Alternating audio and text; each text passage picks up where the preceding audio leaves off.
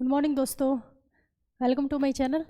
देखो, जो हम मिडिवल हिस्ट्री पढ़ रहे हैं, हमने दिल्ली सल्तनत को कंप्लीट कर दिया। ठीक है, तो मैंने आपको बताया था कि दिल्ली सल्तनत के बीच में एक बात हुई थी, मतलब कि उसमें विजयनगर साम्राज्य और बहमनी साम्राज्य वो दोनों अलग हुए थे। तो पहले हम उनको पढ़ते हैं, इसके बाद मुगल स्टार्ट करेंगे। देखो, ऐसा था जैसे हमने पहले पढ़ा था, सबसे पहले गुलाम वंश, गुलाम, उसके बाद खिलजी, फिर तुगलक,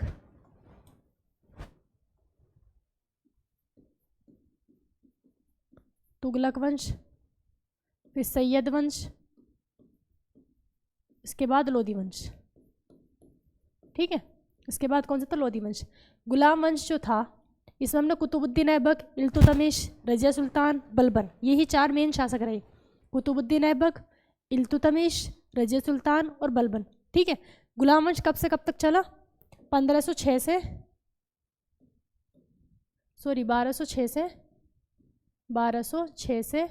1290 तक।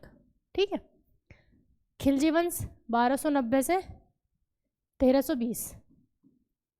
ठीक है, तुगलक वंश 1320 से 1414 तक, ये 1414 से 1451 तक।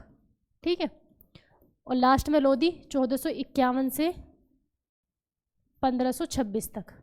ठीक है, ऐसे था। खिलजी वंश में हमने मेनली किसको पढ़ा था? अलाउद्दीन खिलजी को। अलाउद्दीन खिलजी के बारे में मैंने आपको बिल्कुल डीप पढ़ाया था, मतलब इससे ज़्यादा क्वेश्चन बाहर से आएगा नहीं कहीं भी, किसी भी एग्जाम में। ठीक है, अलाउद्दीन खिलजी था इसमें। इसके बाद हमने तुगलक वंश पढ़ा था। तुगलक वंश में हमने 3 शासक पढ़े थे, गयासुद्दीन तुगलक, मोहम्मद बिन तुगलक, गयासुद्दीन तुगलक, मोहम्मद बिन तुगलक, और उसके बाद फिरोज शाह तुगलक। ठीक है, तो जब मोहम्मद बिन तुगलक था, मोहम्मद बिन तुगलक के टाइम पे दो साम्राज्य अलग हो गए थे इससे। वो कौन कौन से थे? विजयनगर और दूसरा बहमनी। विजयनगर, दूसरा बहमनी। विजयनगर 1336 में और बहमनी 1347 में। ठीक है, तो पहले विजयनगर अलग हुआ, तो पहले हम विजयनगर को पढ़ेंगे, उसके बाद बहमनी को पढ़ेंगे। मतलब ये बीच में हमने छोड़ देते, इसी सीक्वेंस में आगे बढ़ते चले गए। तो पहले इनको ख़त्म करेंगे, उसके बाद लोधी को ख़त्म किसने किया था? बाबर ने। मतलब मुगल वंश की स्थापना हो चुकी है 1526 में। ठीक है ना, तो फिर बाद में मुगल स्टार्ट करेंगे, वरना एक बार मुगल स्टार्ट किया तो फिर बहुत लंबी क्लास चलेगी। ठीक है, तो आज हम क्या पढ़ेंगे? विजयनगर साम्राज्य। क्लियर है इतना? सैयद में कुछ था ही नहीं। लोधी वंश में हमने तीनों पढ़े थे। सबसे पहले बहलोल लोधी संस्थापक, उसके बाद सिकंदर लोधी, और उसके बाद लास्ट इब्राहिम लोधी। ठीक है ना, तो हम क्या पढ़ने वाले हैं? विजयनगर साम्राज्य पढ़ने वाले हैं। क्लियर? विजयनगर साम्राज्य पढ़ने वाले हैं। इसको तो मैं रेज ही कर दूं।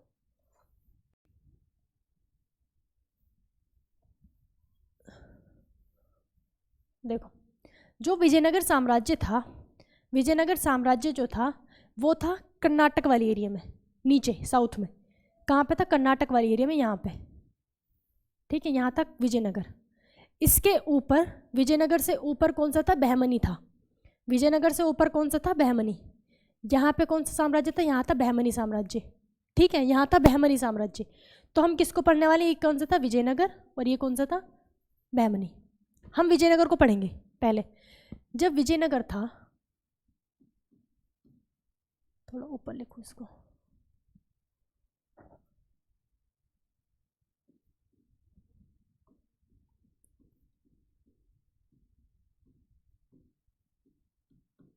विजयनगर स्थापना कब हुई इसकी? 1336 ईस्वी में। ठीक है, 1336 ईस्वी में विजयनगर की जो स्थापना की थी, 2 भाई थे, हरिहर एवं बुक्का।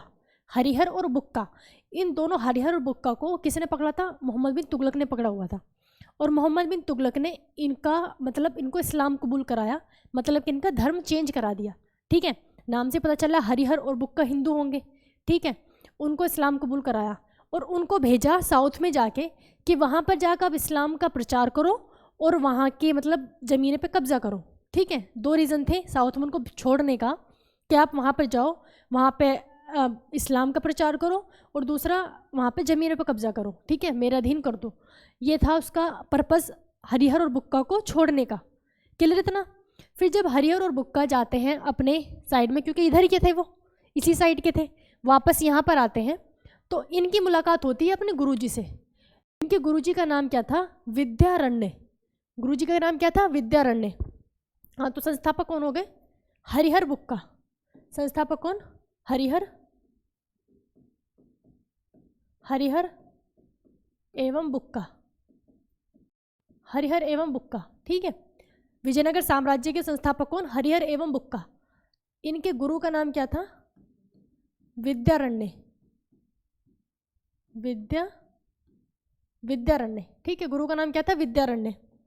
अब इसके बाद जब हरिहर और बुक्का को इनके गुरु से मुलाकात हुई तो इनके गुरुजी ने कहा कि तुम पागल हो, जब तुम्हें छोड़ दिया, वो तो है भी पागल शासक, इतनी सारी मैंने आपको उनकी गलतियां भी पढ़ाई थी, 5 सबसे बहुत बड़ी बड़ी गलतियां की थी, ठीक है।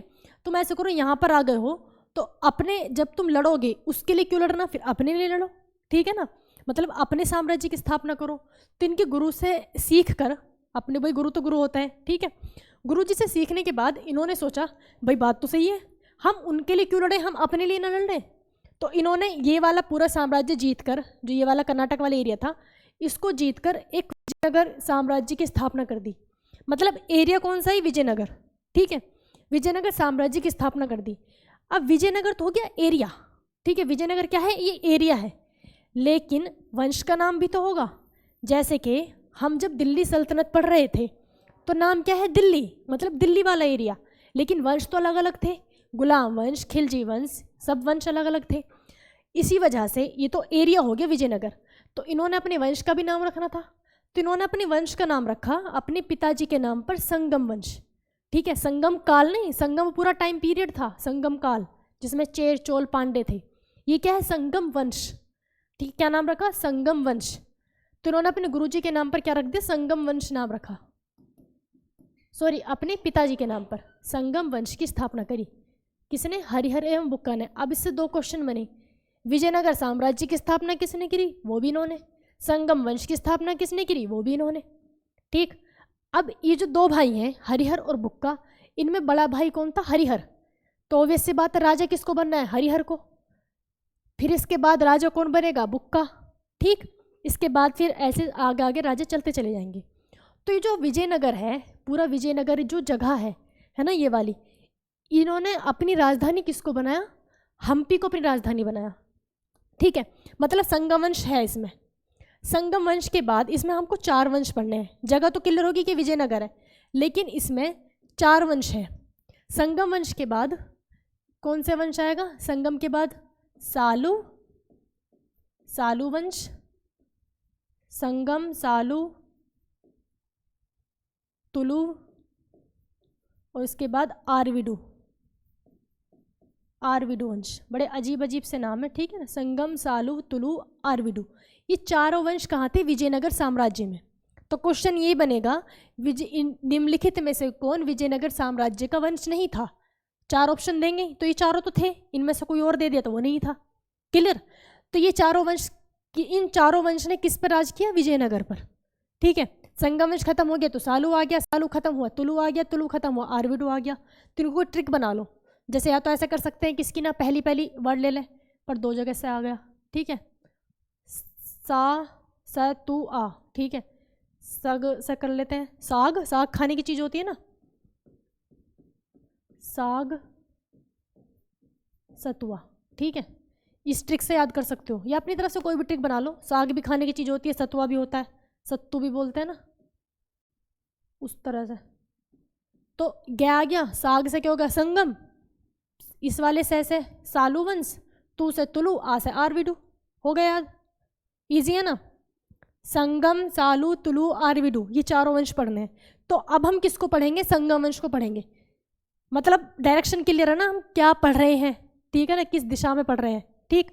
तो ये विजयनगर क्या है? पूरा एरिया है, इस पर 4 वंश ने वो किया अपना शासन। स्टार्टिंग किसने की? हरिहर बुक्का ने। तो पहला वंश इन्हीं का चला। इन्होंने वंश का नाम किसके ऊपर रखा? अपने पिताजी के नाम पर। नाम क्या था? संगम वंश, ठीक है। उसके बाद फिर ये खत्म हुआ, ये आ गया, ये खत्म हुआ, ये आ गया, ये खत्म हुआ, ये आ गया। अब हम संगम वंश स्टार्ट कर रहे हैं, ठीक।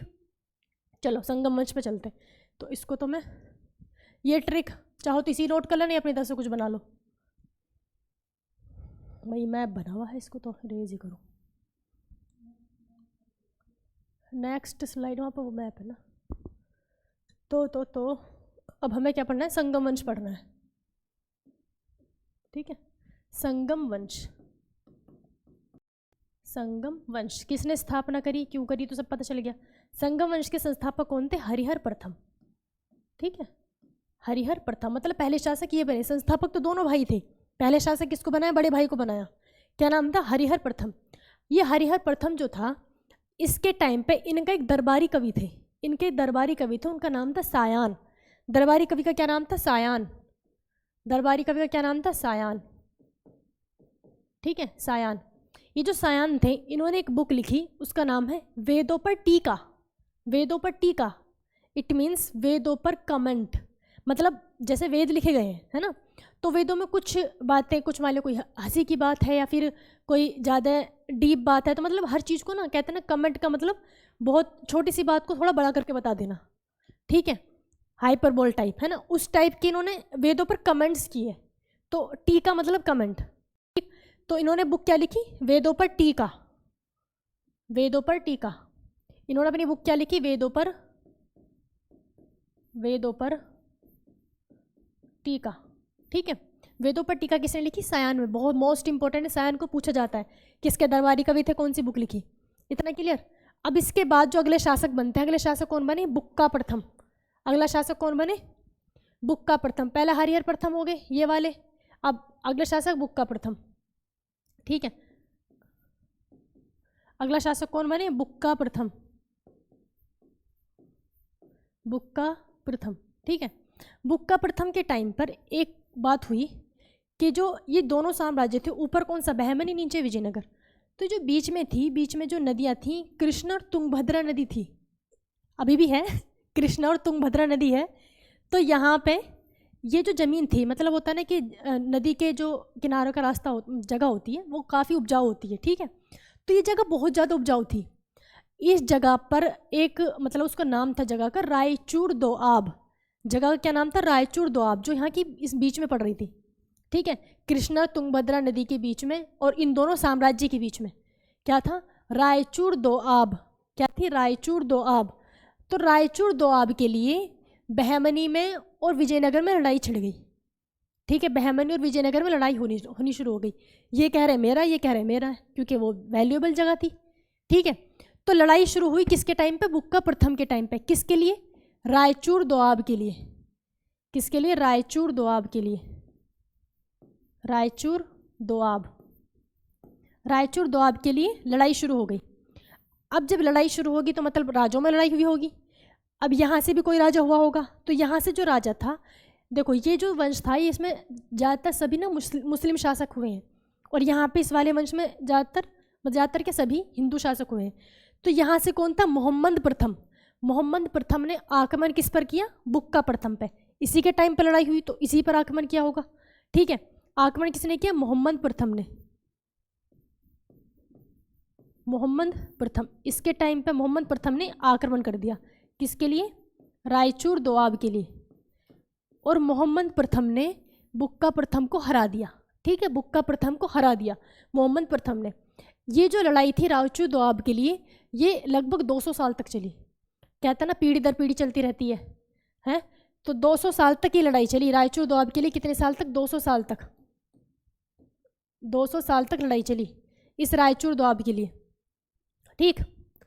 पुश्तों से तो मोहम्मद प्रथम ने आक्रमण करके बुक्का प्रथम को हरा दिया। ये जो बुक्का प्रथम था, इसको ना वेदों में बहुत ज़्यादा इंटरेस्ट था। वेदों में, वेद पढ़ने में, वेदों का ज्ञान लेने में, वेदों में बहुत ज़्यादा इंटरेस्ट था।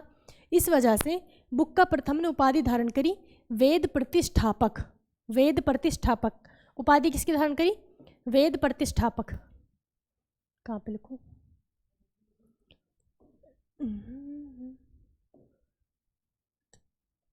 ठीक है, किसकी उपाधि धारण करी? वेद प्रतिष्ठापक। वेद प्रतिष्ठापक की उपाधि धारण करी किसने? बुक्का प्रथम ने। अब 2 शासक हो गए। इसके बाद अगला शासक बनता है देवराय प्रथम। अगला शासक कौन बनता है? देवराय प्रथम, ठीक है। इतना सब क्लियर है ना? किसी को समझना है तो कमेंट कर देना, ठीक। इतना सब क्लियर होना चाहिए। अब आगे चलते हैं ना। अब आगे अगला शासक कौन बनता है? देवराय प्रथम तीसरा है, ठीक है, देवराय प्रथम। ठीक, ये जो देवराय प्रथम था, अब वो तो लड़ाई चलती आ रही है ना, पुश्तों से चलती आ रही है। अभी मोहम्मद प्रथम ने आक्रमण किया था बुक्का के टाइम पे, फिर इसके टाइम पे भी किसी ने आक्रमण किया, बहमनी साम्राज्य का था। तो जो बहमनी साम्राज्य के शासक ने देवराय प्रथम पर आक्रमण किया, है ना, थोड़ी है कॉम्प्लिकेटेड लेकिन समझो तो समझना जरूरी है। बहमनी साम्राज्य के जो शासक थे वो इन दोनों में लड़ाई चली थी कंटिन्यू, विजयनगर में और बहमनी में। तो जो एक राजा वहाँ से एक राजा वहाँ से कंटिन्यू लड़ाई कर रहे हैं, फिर ऐसी मतलब पेयर बनता चला जाएगा ना। तो पिछले टाइम पे किसने, मोहम्मद प्रथम की और बुक्का की लड़ाई हुई, उसमें जीता कौन, मोहम्मद प्रथम।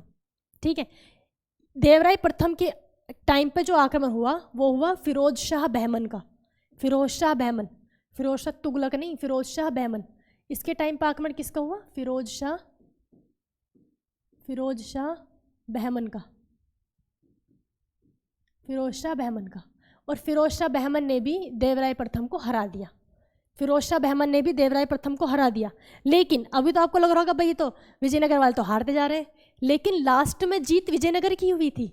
आपने कृष्ण देवराय नाम तो सुना होगा ना, आगे हम कृष्ण देवराय को पढ़ेंगे। कृष्ण देवराय के टाइम पे पूरा रायचूर दोआब किसका हो गया था, विजयनगर का हो गया था। ठीक है, तो यहाँ पे भी फिरोज शाह बहमन ने किसको हरा दिया, देवराय प्रथम को हरा दिया। लेकिन यहाँ पे क्या होता है, एक वैवाहिक संबंध बन जाते हैं, मतलब कि इंटरकास्ट मैरिज। भाई ये मुसलमान है, ये हिंदू है, तो इंटरकास्ट मैरिज हो गई। जैसे कि एक बार और था ऐसी इंटरकास्ट मैरिज, उसमें गुप्त वाले में था शायद।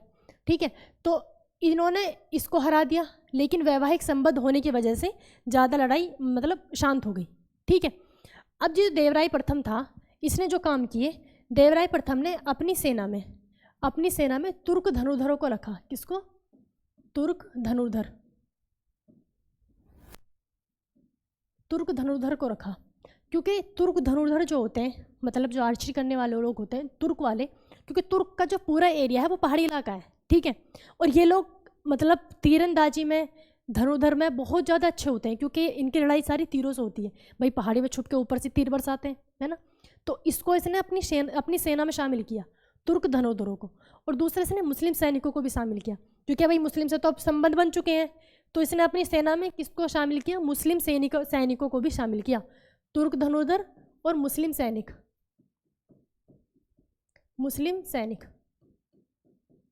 तुर्क धनुर्धर मुस्लिम सैनिक को शामिल किया। दूसरा, देवराय प्रथम ने तुंगभद्रा नदी पर बांध बनवाया। तुंगभद्रा नदी भाई दोनों के बीच में आ रही थी, तुंगभद्रा नदी पर बांध बनवाया और कई सारी नहरें भी बनवाई, है ना, सिंचाई के लिए कई सारी नहरें बनवाई। तो और क्या किया, तुंगभद्रा नदी पर बांध, तुंगभद्रा पर बांध और नहरें। ठीक है, ये सब किसने किया था, देवराय प्रथम ने। दूसरा, एक इराक का शासक था निकोलो डी कांटी भी इसी के साम्राज्य में आया था, लेकिन ये इतना ज़्यादा डीप पूछा नहीं जाता। ठीक है, निकोलो डी कांटी आया था इसके शासन में।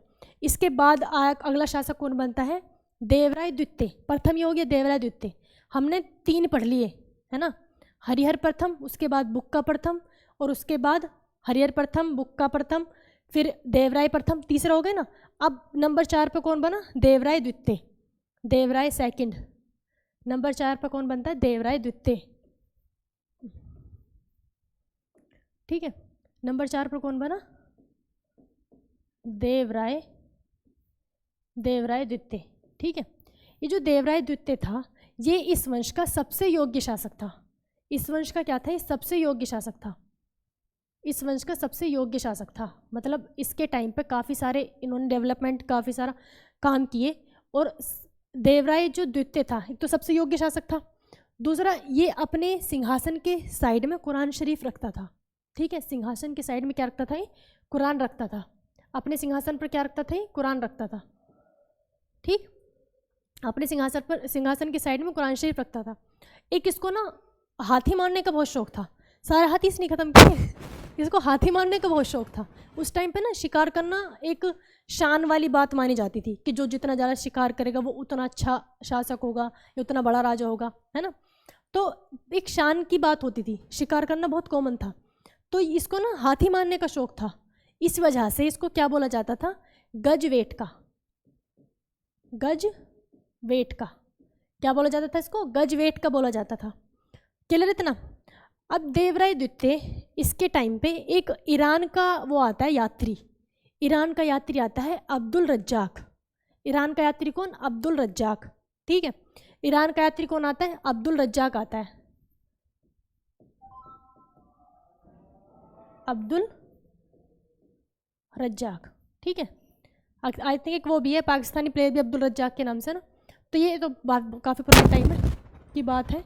ठीक है, अब्दुल रज्जाक आता है ईरान का यात्री, और अब्दुल रज्जाक ने अपनी एक बुक लिखी, उस बुक का नाम है मतलाए साहेन। बुक का नाम क्या है? मतलाए साहेन। मतलाए साहेन फारसी भाषा में थी ये, मतलाए साहेन। ये जो किताब थी, अब ये इनके टाइम पे आया, जैसे जो जिसके टाइम पे था उसने उसी की बातें लिखी हैं। जैसे अमीर खुसरो ने क्या बुक लिखी थी? तारीख है दिल्ली, मतलब सारी दिल्ली की बातें। ठीक है, वैसे ही वो आया था जब क्या कहते हैं अल-बरूनी, उसने लिखा किताबुल हिंद। ठीक, पूरे हिंदुस्तान सब जगह गया था गजनी महमूद गजनवी के साथ।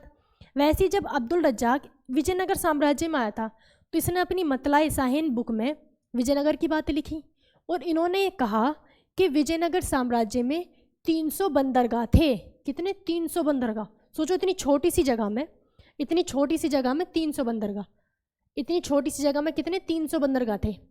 अब बंदरगाह भैया वे उन पे कुछ ना कुछ तो करते होंगे जब इतने थे, भले ही 300 ना हो, मतलब काफ़ी सारे तो थे, तो इसका मतलब बंदरगाह का यूज़ भी तो करते होंगे वो। इसका मतलब क्या हुआ कि इनकी नौसेना अच्छी होगी, है ना, इनकी नौसेना अच्छी होगी। कितने बंदरगाह बताए इसने? 300 बंदरगाह। इसका मतलब क्या हुआ? इनकी नौसेना अच्छी थी। अब नौसेना अच्छी तो थी, कुछ तो काम क्या होगा। अब इनकी नौसेना अच्छी थी, तो देवराय द्वितीय ने कहाँ आक्रमण कर दिया? श्रीलंका पर आक्रमण किया। ठीक है, श्रीलंका पर आक्रमण किया। कहाँ आक्रमण किया? श्रीलंका पर आक्रमण, श्रीलंका पर आक्रमण। ठीक है, अब श्रीलंका पर आक्रमण पहले भी किया है किसी ने, जिन्होंने मेरे से हिस्ट्री पढ़ी होगी, है ना, उन्होंने जरूर पढ़ा होगा। श्रीलंका पर आक्रमण करने वाला एक कौन से नंबर का शासक हुआ? ठीक है, कमेंट करके बताना। श्रीलंका पर आक्रमण करने वाला ये कौन से नंबर का शासक है? इससे पहले कितने लोगों ने श्रीलंका पर आक्रमण किया? क्लियर? तो इसने क्या किया? श्रीलंका पर आक्रमण किया। ठीक, सबसे योग्य शासक था। गजवेट का क्यों कहा जाता है? क्योंकि हाथी को मारने का शौक था। कुरान शरीफ अपने सिंहासन के बराबर में रखता था। अब्दुल रज्जाक आया था ईरान से, और इसने अपनी बुक लिखी मतलाए साहिन, जिसमें इसने बताया कि इसके साम्राज्य में 300 बंदरगाह थे विजयनगर में। अब बंदरगाह थे तो नौसेना इनकी मजबूत थी, तो इस वजह से इन्होंने श्रीलंका पर आक्रमण किया। देवराय द्वितीय। क्लियर? अब इसके बाद अगला शासक बनता है मल्लिकार्जुन। अगला शासक कौन बनता है? मल्लिकार्जुन। मल्लिकार्जुन ने कुछ खास काम कहीं नहीं किया। ठीक है, अगला शासक कौन बना? मल्लिकार्जुन। नंबर 5 पर आ गए हम। ठीक है, अगला शासक कौन बना? मल्लिकार्जुन।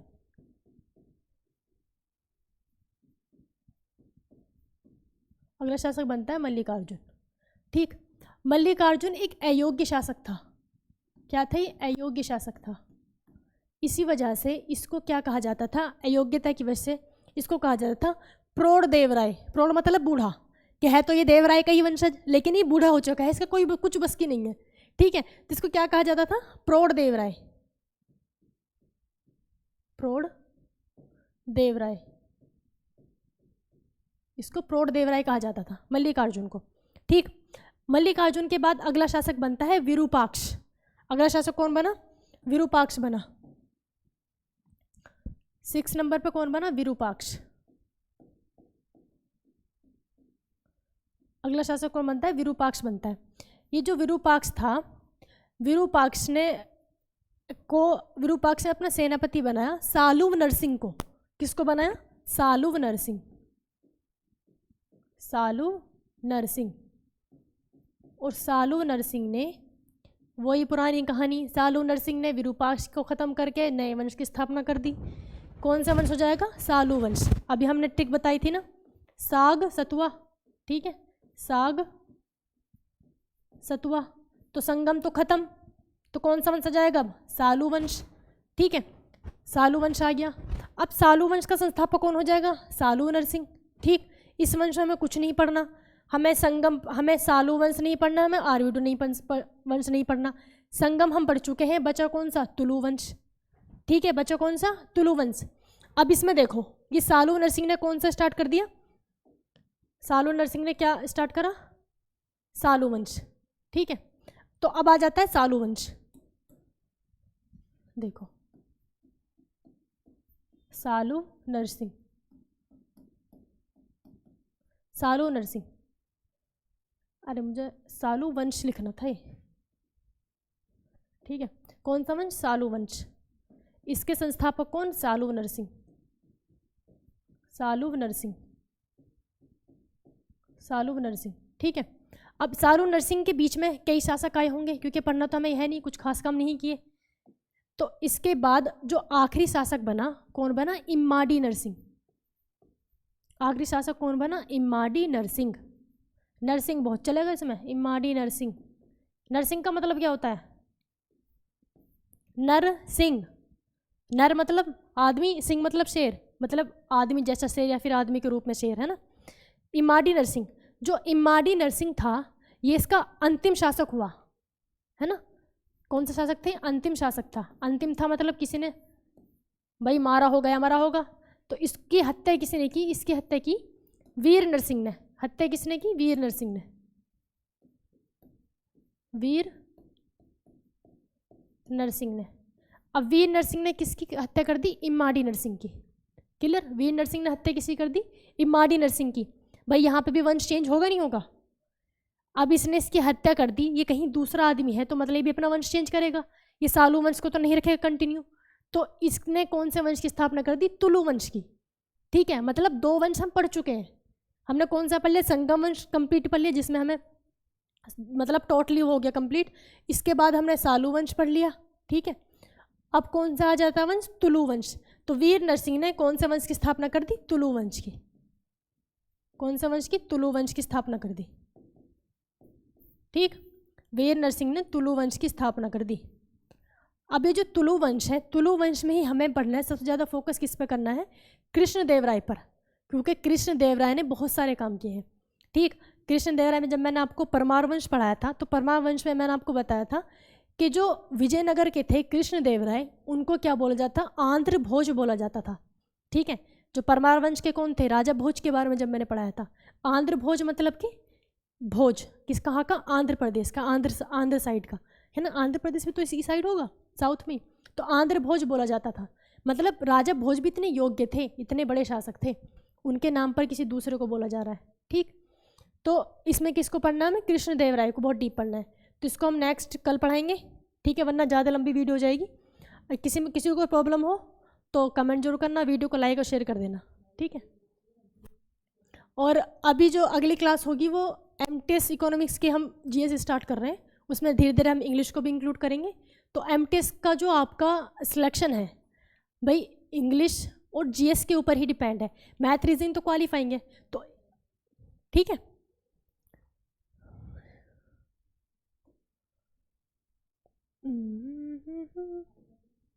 देखो जब हम एमटीएस का स्टार्ट कर रहे हैं, एमटीएस में एक तो मैथ और रीजनिंग, भाई कितना बुरा, चलो समझ तो आ रहा, मैथ रीजनिंग लिख रहा है। ठीक है, मैथ रीजनिंग जो है ये दोनों चीज़ें क्वालिफाइंग है, सिर्फ